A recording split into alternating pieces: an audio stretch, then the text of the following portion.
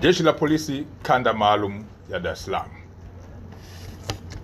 kwa kushirikiana na maafisa wa maendeleo ya jamii, jinsia, wanawake na makundi maalum linaendelea kufuatilia kwa karibu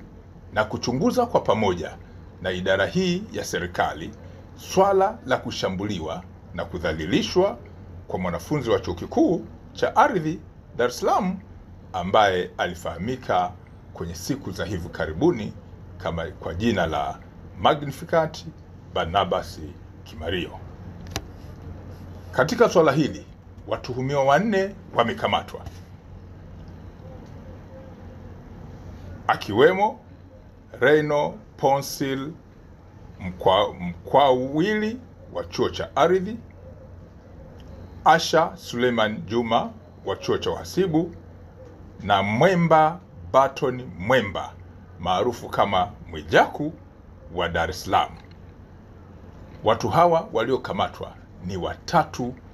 ambao wanatuhumiwa kuhusiana na swala hili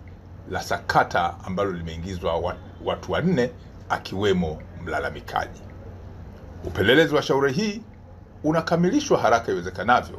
ili mamlaka zingine za kisheria ikiwemo ofisi ya mashtaka iweze kuchambua na kubaini ni shauri lipi ambalo linaweza zikasimama kisheria kuhusiana na swala ambalo tunalichunguza.